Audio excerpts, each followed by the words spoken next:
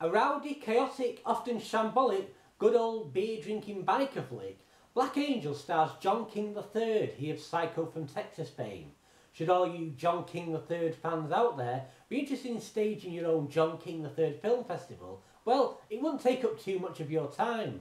Although he had small roles in other films and TV shows, Black Angels and Psycho from Texas were to be his only substantial acting credits before his death in the early 2000s.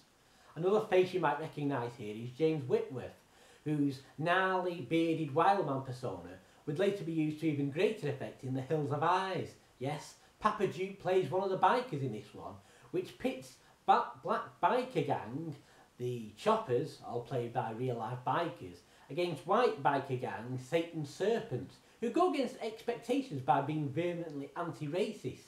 At one point, John King III's character tries to play the part of racist agitator, only to be shot down by one of the other bikers who tells him, if you're a true artist, you know that black and white go together.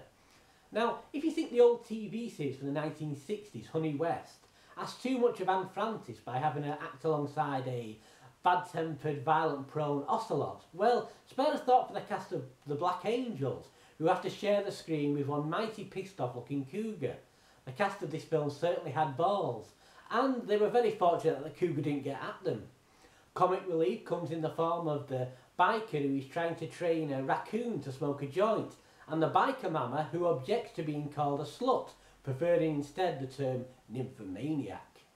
In true exploitation film fashion, it all ends in a mindless orgy of shootings, stabbings and pitchfork impalings, followed by a song lamenting the senseless violence in society.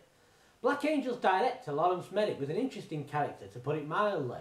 A Zionist with alleged links to the Israeli Defence Forces and the US government, Merrick was also a footnote to the Manson family murders, having been around the Manson family during the making of Black Angels in 1969, and having also been Sharon Tate's acting teacher for a while.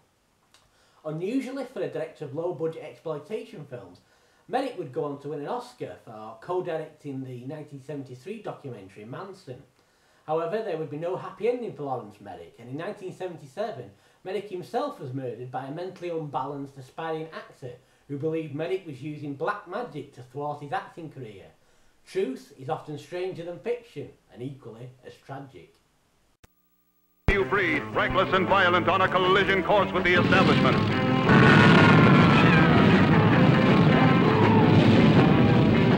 Headed for hell on chopped-down hogs.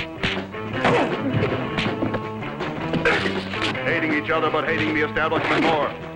Listen, Charlie, we've had enough of your kind of help.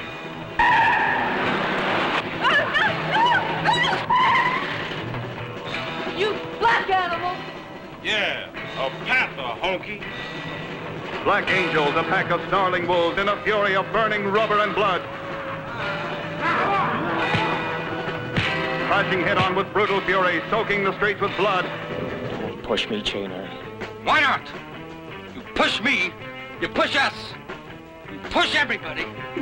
Don't play games, huh? A wild bunch of women, untamed and shameless, turning on for kicks. Black Angels, grabbing every kick along the way. Yeah, I'm a new Shade of Black. I'll bust you wide open. You ain't busting nobody, Whitey. Thundering hordes of bikers clashing head-on in the most violent bike movie ever filmed. You slummy dimple.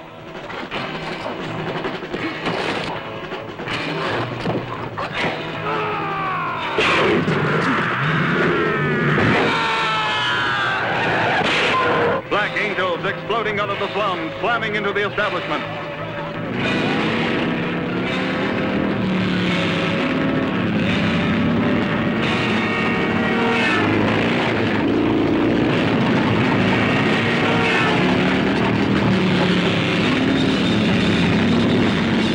See the Black Angels soaring across the screen in an unforgettable drama of raging anger. Breaking out on wheels, danger is their life, death their destiny. Black Angels, savage, brutal, fierce. Don't visit American International Pictures. Rated R, restricted, under 17, requires accompanying parent or adult guardian.